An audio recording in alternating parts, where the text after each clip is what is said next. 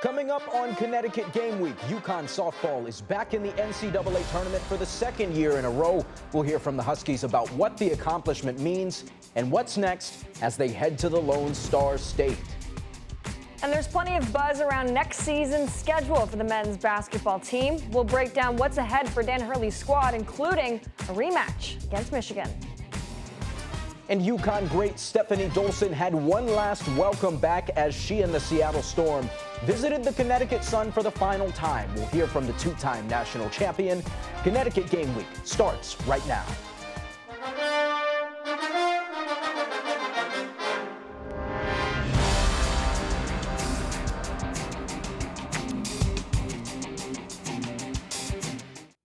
Well, the party's not quite over yet. In fact, it's actually just beginning for one of UConn's spring sports teams. Welcome into Connecticut Game Week, everyone. I'm Alexa Harley. And I'm Sean Humphrey. It took quite the bounce back after a rough start to the season for UConn softball. But with the weekend this team had at the Big East tournament, perhaps this was the only group we could call our top dogs.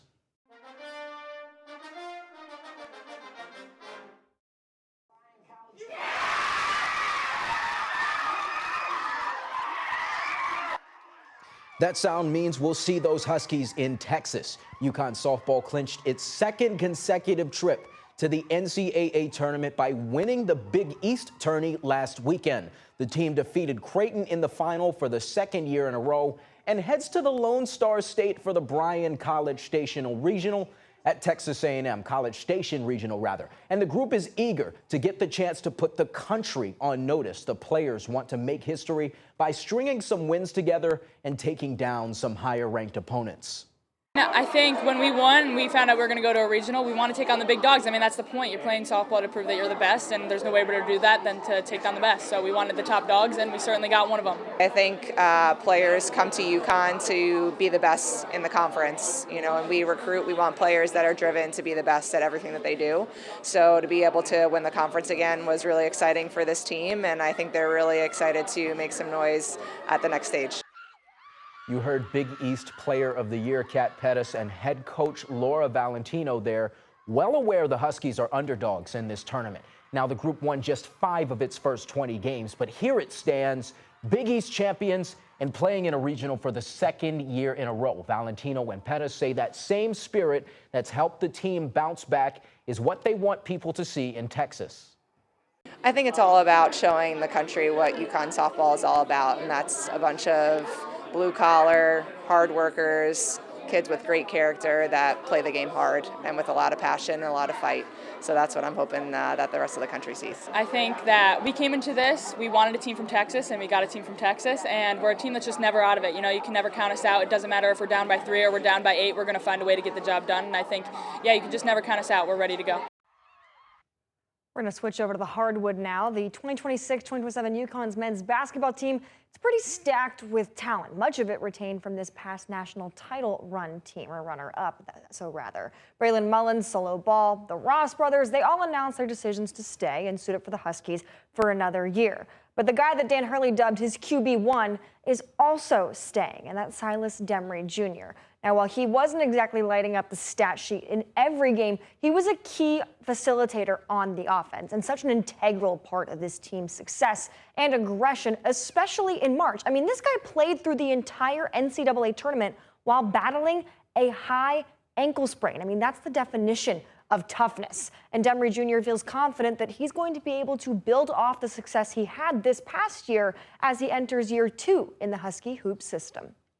When you had guys like AK, Braylon, Solo coming off those screens, it's like, yes, I want to score, but I know if I can get these guys going early, it makes the opportunities for me a lot easier, I think. When those guys got it going, when those guys got it going early, I had some big-time games because lanes were able to open. So I think this year, being able to figure out in the summer guys that's going to get us going early and guys that's going to be shot ready, I think being able to feed them early and then find my spots, I think I'll be able to do it a lot better. And now that I'm being in the system for a year, I know where to pick my spots and what decisions to make and when to wait to try to drive and, sometimes just kick it out. The confidence you get from the coaches and then the fans, it's like, why not thrive off of it? I feel like and being involved with the crowd kind of gave me even more confidence at times throughout the year, because it was definitely times where I felt like I was struggling, and then there were times where I felt like I was starting to get it going. Like, just being involved with the crowd always gave me more confidence and more belief in who I am as a person and a player. Now, obviously, we have some time until the season starts. Feels like it just ended probably only about a month ago. But we've got a couple of non-conference games that have been announced, some dates associated with them.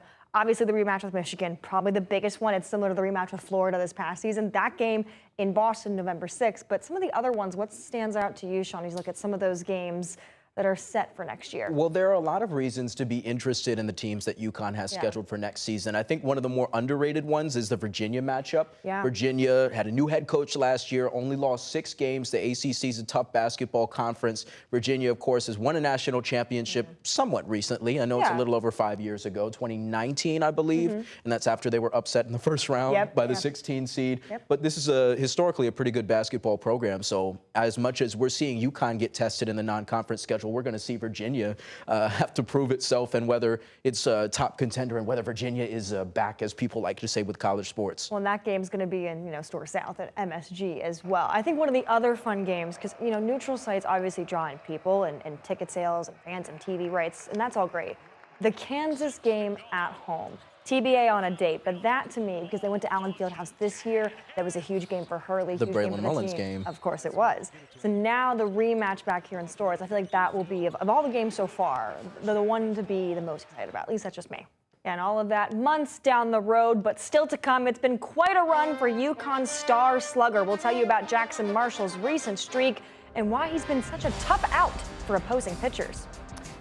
And we'll hear from Gino Auriemma about his early expectations for next year's squad, and you won't be surprised to know the plans include freshman phenom Blanca Quiñones.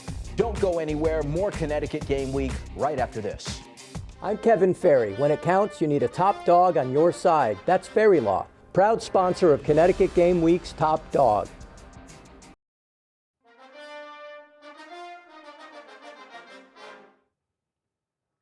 Well, time now for this week's Best in Show, and we start with a big man on campus. 6'8" sophomore Jackson Marshall has now reached base in 42 straight games. Now he leads the Huskies in hits, doubles, home runs, RBI, and total bases. Head coach Jim Penders told us what's working so far for his star slugger.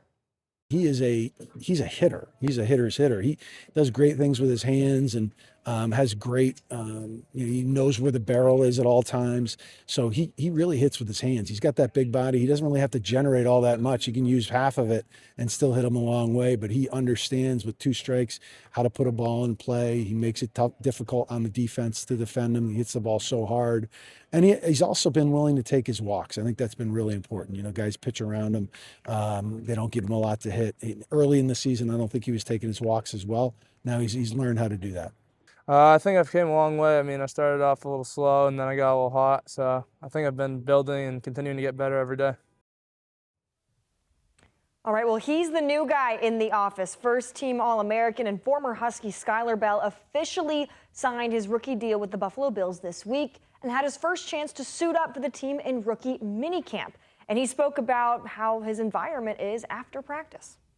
It's my first day on the NFL, roster and practice. So just new environment, new coaches, new terminology, new plays. Everything was just different. So just trying to get acclimated, try to get out of my head and just play fast and just be myself. The biggest things is just not overthinking, knowing you belong, and just keep working and just stack days, day by day, and hopefully learn from the guys and the coaches around you.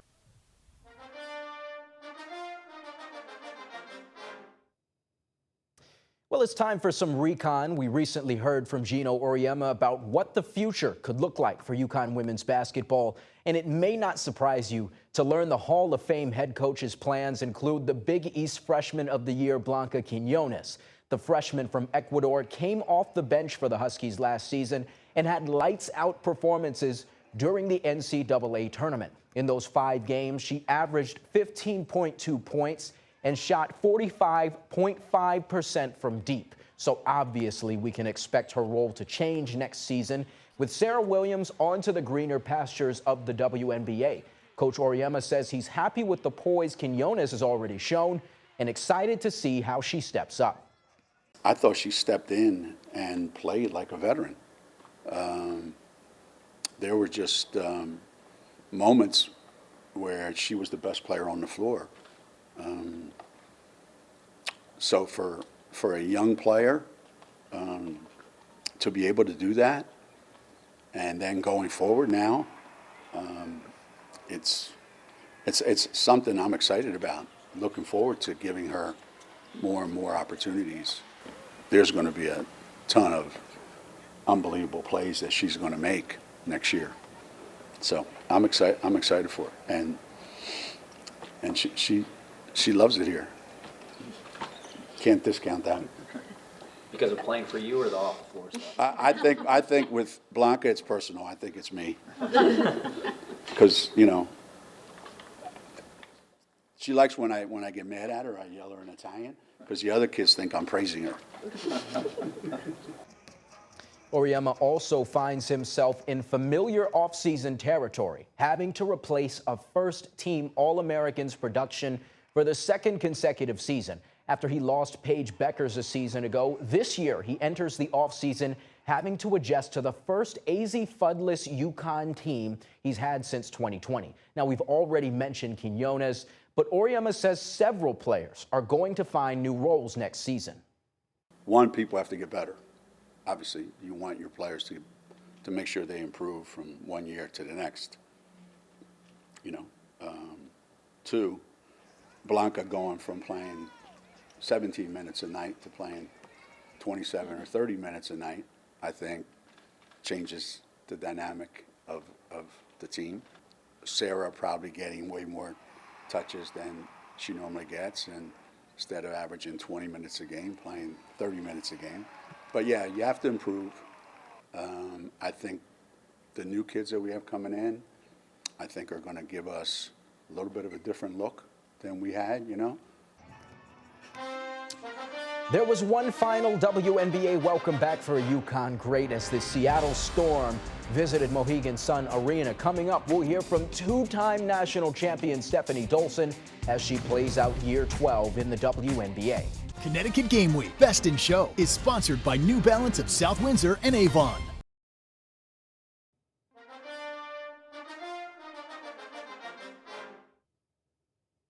The sunset season began this week for the Connecticut Sun, who will move to Houston in 2027. And that means some former UConn stars in the WNBA are making professional stops in Connecticut for what could be the final time. The Sun opened its home schedule against the Seattle Storm, and while two-time national champion and Storm guard Katie Lou Samuelson continues to recover from a torn ACL, another two-time national champ took the floor for Seattle. And that's Storm center Stefanie Dolson, who won the 2013 and 14 titles with the Huskies and has since added both a WNBA and EuroLeague title to her resume. She talked to us about what it means to return to Connecticut in the Sun's final season, and we also heard from her about continuing a tradition of Huskies heading to the Pacific Northwest. It always feels good to play in Connecticut. A lot of UConn fans still here. Sad that it's going to be the last season for them, but it's been a great ride. I've enjoyed playing here every season, and every time I step on this court, it feels like home. You know, I've been friends with Stewie and Sue for a while, so to be able to, of course, I would have loved to play with them here, but happy to be here, happy to play for Seattle, and just continue, that little UConn blood throughout it. It's the first season with the team for the WNBA vet. Dolson also talked with us about an incoming Husky, Gatorade National Player of the Year Olivia Vukosa. Both head coach Gino Auriemma and voice of UConn women's basketball Bob Joyce have mentioned Dolson specifically when asked about Vukosa. Auriemma said the way Vukosa plays reminds him of Dolson, whom he coached for 4 years at UConn. Here's what Dolson had to say about the comparison. Big O is what they call her in New York. I'm from New York, so I've known about her for a few years, but she's an incredible player. I feel like for her, maybe she wouldn't completely agree that we're alike. She's more dynamic than I was, especially in college. She can shoot the ball better. She has better handles than I did when I came into college. So she already has a head start, but she's an incredible player, incredible talent. I'm excited to watch her play. plenty to be excited about as the Sun plays its final season in Connecticut, including AZ Fudd, Paige Beckers, and the Dallas Wings visiting the Sun at People's Bank Arena. We'll bring you coverage all season on Fox 61.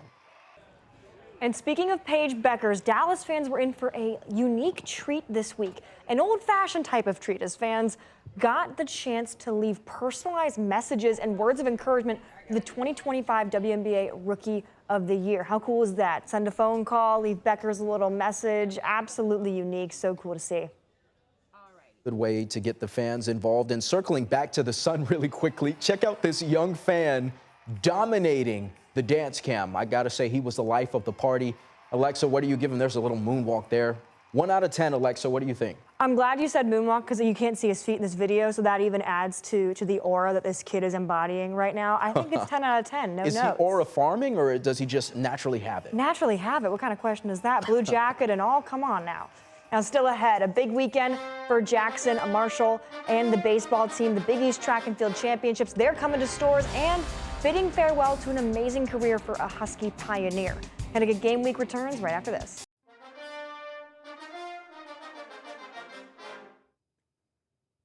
Well, welcome back into Connecticut Game Week. We started with dozens of sports beginning of the year, and now we're down to 4. That's right, just 4 sports remaining as the spring season winds down, and we already told you about the softball team. Let's check out what else is in stores. UConn baseball, Hook C, as they call those Huskies. They'll play their final series of the regular season, and it's a big one. UConn will host Villanova for 3 games while doing some scoreboard watching. The Huskies are battling St. John's, Xavier, and Creighton for the top spot in the conference. That series wraps up on Saturday with Senior Day, and head coach Jim Penders broke down why there's so much at stake. Yeah, it's huge. And in this conference tournament too, strangely, I don't know how many do it like this, but the 4 teams that are in it, the number 1 seed, no matter what happens, is always the home team in any game that they play. So it's really important to be that 1 seed, and we can, with a little bit of help. If we win 3 games, which is going to be a hell of a tall task, we got to win them 1 at a time. But if we can pull that off and St. John's loses 1 game, we're going to be, regular season champs and the number 1 seed. Well, the women's track and field team is looking to sweep the Big East indoor and outdoor championships for a 5th straight season. The conference championships will run in stores through Saturday. The Huskies are looking to tie Louisville's conference record of 5 straight conference tournament titles. That was set back in 2012. The seniors, they know what's at stake and are ready for a tough battle ahead. This is probably one of the most competitive years within the spread of the Big East, just in regards to both our team being competitive, but also the other teams that are here. So I think we all just have to show up, have a good mindset, do what we need to do. The hard work is what's done in practice, so now we just have to go out there and execute. Being at home and hosting a conference championship is something that's super special, especially we did that last year. We won here, and I just am excited for the freshmen to get that experience and understand what it feels like to represent UConn and represent yourself just as an athlete. But definitely wearing UConn across your chest is the best feeling. And the men's track and field team is also looking to sweep the Big East Indoor-Outdoor Championships for a 5th consecutive season. You can catch the event at George J. Sherman Family Sports Complex in stores. The men are looking to make history with their 6th straight outdoor championship, which would be a Big East record. A title would also send off the senior class undefeated. We want to make sure as seniors we end off and win after 4 years of continuously winning indoor and outdoor. And we want to make sure our younger guys are really getting that experience and want to continue that tradition of winning. It's really important for us, Huskies here. So honestly, just focus, kind of taking one thing at a time. I've been kind of injured this year, so I really want to keep building and kind of build back to the championship form that I used to be in. But I really want to focus on just kind of making it to the final and then kind of going out there and having fun. So. And the rowing team wraps up its season in Cherry Hill, New Jersey at the CAA Championship. The Huskies will battle against Drexel, Northeastern, San Diego, Monmouth, Villanova, and Albany. 9 seniors will see their careers come to a close following this regatta. 4 years at this, and then it all comes down to the last 8 minutes. So we feel very prepared going in. We've had a great week of practice, great weather, and we're feeling very confident going in for sure. We're really excited to get out there and see what we can do. Definitely a little bit anxious just because everything's coming to an end and I want to perform well for the girls in my boat, but also super excited, and it's kind of surreal to be doing this for 4 years and then have it culminate to one final race. This will mark the final regatta of Coach Jen Sanford's 29-year career. She announced her retirement last month, and Sanford has been at the helm since rowing became a varsity sport for UConn in 1997. I mean, 29 years it's an amazing run for her, and we're so lucky to be part of her last year and what this means for the team, just closing it out. We really just want to go out there and, perform like we never have and get as many medals as possible, especially since it is her last season. We really want to do our best for her, and we're really excited for her and for the end of this career and what the future holds for her as well. Now, one last pivot while we land the plane here. The World Cup, of course, is going to be here on Fox this summer. And with us being the professional yappers we are, Alexa, it raises the question, do you have a top 3 summer events? It's so tough, because I feel like summer is unfortunately a down month for sports, right? Like hockey's wrapping up, NBA is wrapping up. You've, of course, got golf. You, of course, have baseball. But, let's be honest, the baseball time of year is best in the beginning and at the end. So top 3 events, you go July 4th weekend, which it is a July 4th weekend this year. Obviously very fun for a lot of people. I'm going to be so real. I don't have a lot of summer events. I just like summer as a season. The entire month, the entire time is an event for me. Sunshine and the heat. Sunshine, the heat, the beach, a lobster roll, a lemonade, all the fun summer vibes. Okay, well, I do have a little bit of a top 3. My number 3 has been flipping around as we've been preparing to ask this question, but definitely you mentioned the NBA and the NHL wrapping up, and those 2 tournaments are definitely my 1 and 2, the NBA Finals, especially when my Spurs are involved, and the Stanley Cup Finals. Do you consider those summer events? Because we're not to summer yet. Like for me, summer is June, July, maybe August. That's actually a fair point, because isn't the summer solstice like late June? Yeah. I guess it depends on when the tournament is. It's summer enough for me, and then until the near future, the MLS. I enjoy watching soccer during the summer, and that's funny. I mentioned that, not the World Cup, but I'm nervous for the Americans. I'm just excited to get outside, play some golf, play some pickleball, enjoy the sunshine. That's what I'm looking forward to most. Well, good luck. Hopefully you have, negative scores in golf. We will catch you next week. One final episode of Connecticut Game Week for the season.